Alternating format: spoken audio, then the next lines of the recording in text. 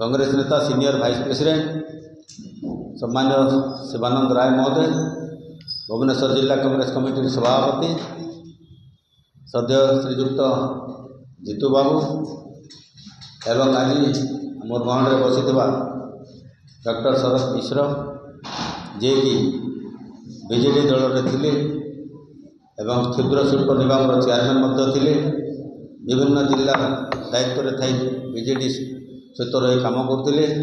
से आज पुणी थे कांग्रेस आइडियोलॉजी एवं एआईसीसी प्रेसिडेंट जे अच्छा आमर मल्लिकार्जुन खड़गे जी, आमर प्रिय नेता श्रीयुक्त राहुल गांधी एवं कांग्रेस आदर्श को विश्वास कर पुणी थे से कांग्रेस को जॉइन करने आसचंती। तेणु से आसवा द्वारा पुणी थे कांग्रेस दल निश्चित भाव में मजबूत हो।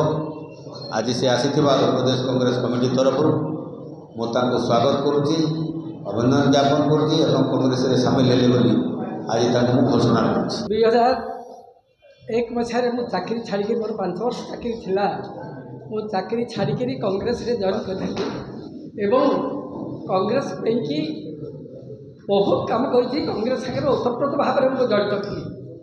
तापर दानिक बाबू अमल मु पीसीसी कोऑपरेटिव मेंबर थी, Khordha district Congress committee adviser थी एवं मत दानिक बाबू भी खोर्धा स्पिनिंग मिल डायरेक्टर कर केवल कांग्रेस कर्मी हिसाब से एवं कांग्रेस कर्मी हिसाब से मु प्रत्येक फंक्शन रे लोक आने मेडिकल एड सेंटर खोलवा प्रति वर्ष बड़दाण्ड गुंडीचा समय मुझे मेडिकल एड सेंटर खोली थाए केवल कांग्रेस तरफ लोक मान सेवा करने। शरद पट्टनायक जिते प्रेसिडेंट हेले, माननीय शरद पट्टनायक जिते प्रेसिडेंट हेले, मु डॉक्टर सेल चेयरमैन थी। सी निजे मत अपॉइंटमेंट करते ऊपर ऑर्डर आनिकी एवं प्रति जिले में मु डॉक्टर सेल यूनिट खोली थी।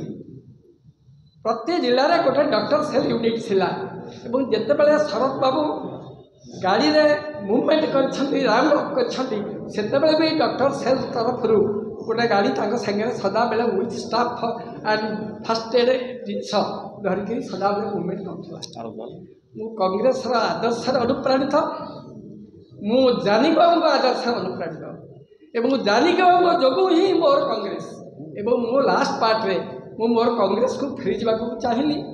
मु कांग्रेस को फेरी गले मोर आत्मा शांति पाइब एवं ऊपर को जानी बाबू को प्रार्थना करी कहबी जे देखु मु आपणकर आत्मार सद्गति निमित्त पुणी प्रार्थना करी मु कांग्रेस को फेरी आसी।